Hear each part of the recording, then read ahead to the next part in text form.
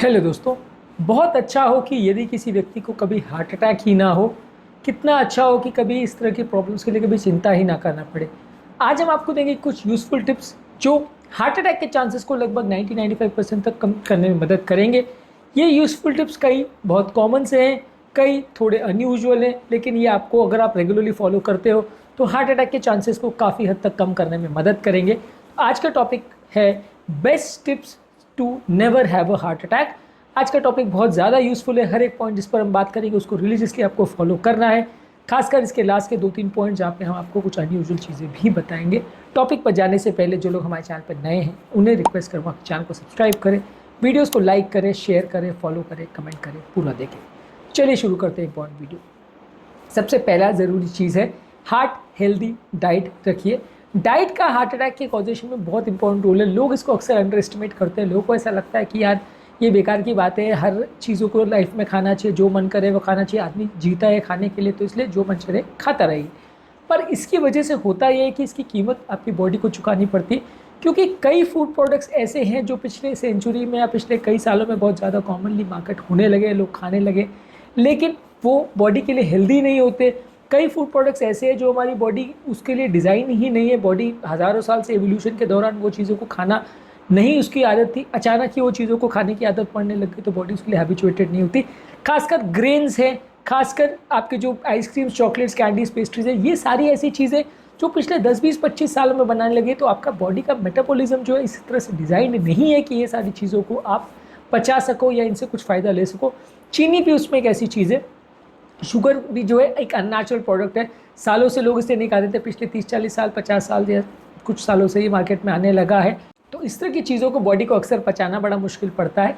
इसलिए आपको जितने रॉ प्रोडक्ट्स हो उसको ज़्यादा मात्रा में खाना चाहिए।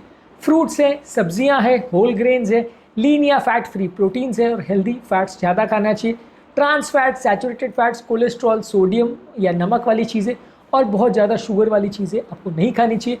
यदि आप सिर्फ डाइट पर ही अगर अपना अच्छा कंट्रोल कर लेते हो तो काफ़ी चांसेस है कि हार्ट अटैक के चांस को बहुत कम कर सकते हो। आप इसे अंडर एस्टिमेट करते हो इसकी इंपॉर्टेंस को, लेकिन ये बहुत सारी बीमारियों में कंट्रोल करने में मदद करता है। अगला इंपॉर्टेंट चीज़ है अल्कोहल। अल्कोहल एक बहुत इंपॉर्टेंट रिस्क फैक्टर है। लोग इसे अंडर एस्टिमेट करते हैं। लोगों को ऐसा लगता है कि अल्कोहल पीने से उल्टा ब्लॉकेजेस कम होता है, अल्कोहल पीने से एचडीएल लेवल्स उल्टा इंप्रूव होता है, लेकिन एक्चुअल रियलिटी ये है कि बॉडी में इन्फ्लेमेशन प्रोड्यूस करता है। बहुत सारे कारणों से ये एम्प्टी कैलोरीज देता है, वजन बढ़ता है, अलग अलग तरीके से हार्ट को या बॉडी को डैमेज ही करता है। तो इसलिए आप अगर ज़्यादा मात्रा में अल्कोहल लेते हैं तो हार्ट अटैक्स होने का चांस बढ़ जाता है।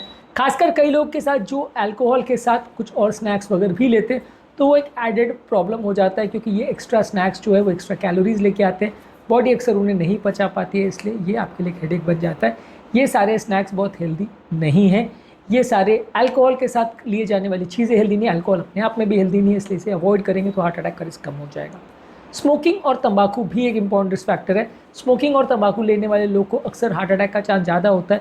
लोग इसके प्रॉब्लम को कैंसर से ज़रूर एसोसिएट करते हैं, लेकिन हार्ट अटैक के साथ नहीं करते।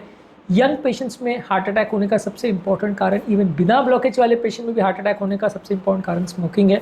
यदि आपको हार्ट अटैक के रिस्क को कम करना है तो स्मोकिंग को बंद करिए। काफ़ी पेशेंट में आप देखोगे कि हार्ट अटैक आने का या दोबारा हार्ट अटैक आने का या मल्टीपल प्रॉब्लम्स होने का सबसे इंपॉर्टेंट कारण स्मोकिंग होता है। आपको इसे बंद करना चाहिए। इसके अलावा आपको रेगुलर बेस पे एक्सरसाइज करनी चाहिए। रेगुलर एक्सरसाइज करने से काफ़ी चांसेस ये है कि आपके हार्ट अटैक के चांसेस कम हो जाएंगे। इसमें सबसे इंपॉर्टेंट चीज़ ये है कि रेगुलर बेस पे एक्सरसाइज करने से आपकी बॉडी के ओवरऑल वजन कम होता है, मेटाबॉलिक प्रॉब्लम्स कम होते हैं, आपकी बॉडी का ओवरऑल जो ऑक्सीडेटिव स्ट्रेस है वो कम होता है, एंडोथेलियल डिसफंक्शन कम होता है। लोग इसके फ़ायदे को अंडर एस्टिमेट करते हैं, लेकिन काफ़ी लोगों में ऐसा देखा गया है कि जो लोग रेगुलर काम करते हैं, एक्सरसाइज करते हैं, मेहनत का काम करते हैं, उनको हार्ट अटैक्स या इस तरह की प्रॉब्लम्स होने का चांस काफ़ी ज़्यादा कम होता है। इसलिए आपको रेगुलर बेस पे एक्सरसाइज करते रहना है। एटलीस्ट आधे से 1 घंटा पर डे एक्सरसाइज करेंगे तो ज़्यादा अच्छा है। अगला इंपॉर्टेंट चीज़ है, यदि आपको डायबिटीज़ है तो शुगर लेवल्स को रेगुलर बेस पे चेक करिए, डायबिटीज़ को रिवर्स करने का प्रयास करिए। डायबिटीज़ हार्ट अटैक होने का रिस्क को 5 गुना लगभग बढ़ा देता है, और यदि आप डायबिटीज़ को सिर्फ दवाओं से कंट्रोल करते हैं तो रिस्क में थोड़ा फ़ायदा होता है, उतना ज़्यादा नहीं होता। इसलिए डायबिटीज़ को रिवर्स करने का प्रयास करिए बगैर दवाओं के, फास्टिंग द्वारा, वजन कम करके, इंसुलिन रेजिस्टेंस को कम करके काफ़ी केसेस में डायबिटीज़ को रिवर्स किया जा सकता है, तो उस पर मेहनत करिए। अगर नहीं भी कर सकते और डायबिटीज़ पूरा रिवर्स नहीं भी होता है तो बने इतना उसे कम करने का प्रयास करिए। जहाँ तक पॉसिबल हो मिनिमम मेडिसिन के साथ अच्छा डायबिटीज़ का कंट्रोल मेंटेन हो, ये हेल्थ के लिए अच्छा है और हार्ट अटैक का चांस को काफ़ी हद तक कम करता है। अगला इंपॉर्टेंट चीज़ है कोलेस्ट्रॉल वैल्यूज़ को कंट्रोल करना। यदि आपका ब्लड कोलेस्ट्रॉल वैल्यूज़ बहुत ज़्यादा है तो हार्ट अटैक होने का रिस्क कई गुना ज़्यादा बढ़ जाता है, क्योंकि नलियों में होने वाले ब्लॉकेजेस कोलेस्ट्रॉल की वजह से ही आते हैं। जितना ज़्यादा कोलेस्ट्रॉल होगा उतना ज़्यादा हार्ट अटैक का रिस्क होगा, जितना कम कोलेस्ट्रॉल होगा उतना रिस्क कम हो जाएगा। तो इसलिए कोलेस्ट्रॉल वैल्यूज़ को मेंटेन करने का प्रयास करिए। इसमें एलडीएल कोलेस्ट्रॉल और ट्राइग्लिसराइड्स पे ज़्यादा फोकस करना है, एचडीएल को भी बढ़ाने का थोड़ा प्रयास करना चाहिए। ये अलग अलग तरह के कोलेस्ट्रॉल्स के लिए क्या क्या चीज़ें कर सकते हैं उसके लिए हमारे चैनल पर अलग वीडियोज़ है, आप इन्हें चेकआउट करिए, काफ़ी कुछ जानने को मिल जाएगा और इसको कंट्रोल करने के लिए टिप्स पर आपको काफ़ी इन्फॉर्मेशन मिल जाएगी। इसके अलावा आप ब्लड प्रेशर को प्रॉपरली कंट्रोल करिए। High blood pressure heart attack का बहुत इंपॉर्टेंट रिस्क फैक्टर है। आप योगा, प्राणायाम, डीप ब्रीदिंग एक्सरसाइज, ये सारी चीज़ें करके मेंटल स्ट्रेस को कम कर सकते हैं। इसके अलावा high blood pressure heart attack का बहुत इंपॉर्टेंट रिस्क फैक्टर है।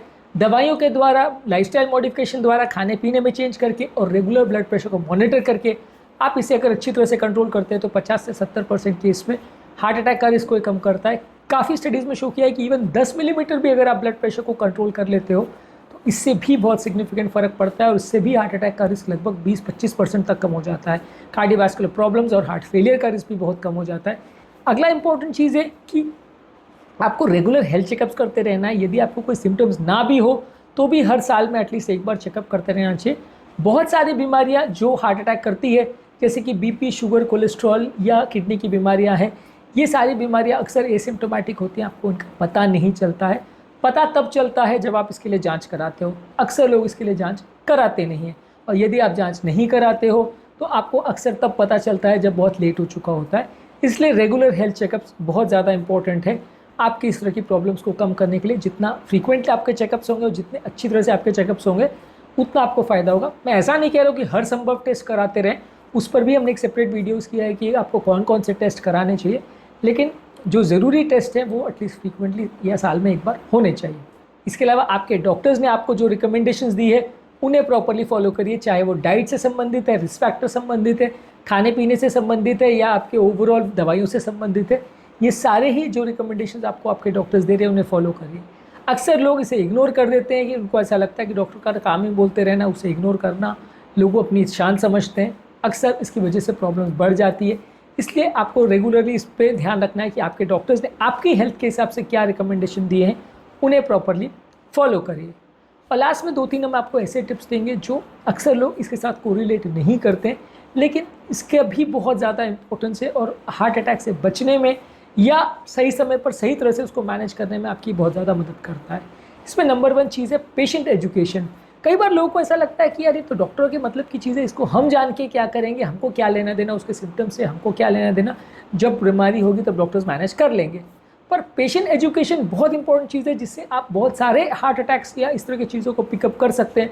बहुत सारे हार्ट अटैक के अर्ली साइंस, ब्लॉकेज के अर्ली साइंस, सिम्टम्स जो पॉइंट करते हैं कि व्यक्ति को आगे प्रॉब्लम हो सकती है, वो आप पिकअप कर सकते हो यदि आप अपने सिम्टम्स को समझ सको, यदि आप अपनी प्रॉब्लम को समझ सको, यदि आप बीमारी के इलाज को समझ सको। तो पेशेंट एजुकेशन बहुत ज़्यादा इंपॉर्टेंट है। यदि आप बीमारी को प्रॉपर तरह से समझेंगे तभी आप उसको प्रॉपर तरह से मैनेज कर पाएंगे और आपको तकलीफ़ें कम आएंगी। तो ये एक इम्पॉर्टेंट अंडर एस्टिमेटेड एस्पेक्ट है जिसको अक्सर लोग ओवरलुक कर देते हैं और बीमारियां बढ़ती हैं। अगला इंपॉर्टेंट इशू है कि बीमारी के साइन और सिम्टम्स को समझना ज़रूरी है। कई बार लोगों को हार्ट अटैक होता है, सिम्टम्स होते हैं, लोग उसको एसिडिटी और गैस मान के छोड़ देते हैं, इग्नोर करते हैं। यदि पब्लिक को प्रॉपर इसके बारे में एजुकेशन और अवेयरनेस होगी कि हार्ट अटैक के साइंस और सिम्टम्स क्या हैं, वो उसको प्रॉपर वे में मैनेज कर पाएंगे। लोग इसको ही भी इग्नोर करते हैं। लोग को अक्सर इस बारे में, ऑब्वियसली हमने अपने चैनल पे काफ़ी वीडियोस बनाए, पर लेकिन लोग इस तरह की चीज़ों को बहुत ज़्यादा ध्यान नहीं देते। लोग अक्सर हार्ट अटैक होने के बाद भी डॉक्टर के पास बहुत लेट पहुँचते हैं, क्योंकि वो विश्वास ही नहीं कर पाते कि हार्ट की बीमारियां, हार्ट के ब्लॉकेज का और हार्ट अटैक के क्या और सिम्टम्स होते हैं। और अक्सर लोग हमारे पास तब पहुंचते हैं जब बहुत लेट हो चुका होता है। इसलिए बीमारी के लक्षणों को और बीमारी के ओवरऑल प्रॉब्लम्स को और उससे रिलेटेड जो इश्यूज़ है उनको प्रॉपरली समझना और जल्दी डिटेक्ट करना बहुत ज़रूरी है। और लास्ट इंपॉर्टेंट चीज़ वो है कि आपको बॉडी वेट मेंटेन करना है। अक्सर लोग इस चीज़ को भी इग्नोर करते हैं। लोगों को ऐसा लगता है कि ज़्यादा मोटा होना है कोई बहुत बुरी बात नहीं है, उम्र के साथ हर आदमी मोटा हो जाता है, उसे इग्नोर करते हैं। और मोटापा बहुत सारी बीमारियों को लेके आता है। ये आपके हार्ट अटैक के रिस्क को कई गुना बढ़ाता है, बीपी का रिस्क बढ़ाता है, शुगर का रिस्क बढ़ाता है, कोलेस्ट्रॉल का रिस्क बढ़ाता है, किडनी की प्रॉब्लम का रिस्क बढ़ाता है, स्लीप एपनिया के चांस बढ़ाता है, बॉडी में इन्फ्लेमेशन के चांसेस बढ़ाता है। कई तरह के मेटाबॉलिक प्रॉब्लम्स इसकी वजह से होते हैं। जितना ज़्यादा वजन होगा उतना ज़्यादा हार्ट अटैक का रिस्क होगा। मैं ऐसा नहीं कह रहा हूँ कि दुबले पतले आदमी को हार्ट अटैक नहीं होगा और हर मोटे आदमी को हार्ट अटैक होगा, ऐसा कोई ज़रूरी नहीं है, लेकिन इस पर आपको विशेष फोकस करना ज़रूरी है क्योंकि ये ओवरलुक किया जाता है, लोग इस पर ध्यान नहीं देते और बाद में परेशानियाँ होती है। इसलिए मोटापे को कंट्रोल करना बहुत ज़्यादा ज़रूरी है। मोटापे को कंट्रोल करने के लिए फास्टिंग द्वारा या अलग अलग टेक्निक्स द्वारा आप इस पर कोशिश कर सकते हैं। जितना ज़्यादा अग्रेसिव करेंगे उतना ज़्यादा फ़ायदा होगा। आज के टॉपिक में हमने आपको कुछ यूज़फुल टिप्स दी। अगर इन सारे टिप्स को आप रेगुलरली और अच्छे से और रिलीजियसली फॉलो करते हैं तो हार्ट अटैक के रिस्क को लगभग 90-95% आप कम कर सकते हैं। इसमें ज़्यादातर टिप्स बहुत ऑब्वियस हैं, लेकिन इसके बारे में एक बेसिक अंडरस्टैंडिंग होना ज़रूरी है कि ये सारी चीज़ों को प्रॉपरली कोरिलेट करना ज़रूरी है। यदि आप इस चीज़ में कोई गलती करते हैं, लापरवाही करते हैं, तो फिर लॉन्ग टर्म हार्ट अटैक होने की वजह से आपको प्रॉब्लम्स ज़्यादा होंगी और लॉन्ग टर्म आप इसको रोक नहीं पाओगे।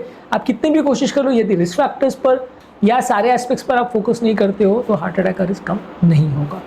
उम्मीद करूँगा कि आज के टॉपिक में कुछ नया जानने को मिला होगा। जो लोग हमारे चैनल पर नए हैं उन्हें रिक्वेस्ट करूँगा कि चैनल को सब्सक्राइब करें, वीडियोज़ को लाइक करें, शेयर करें, फॉलो करें, कमेंट करें।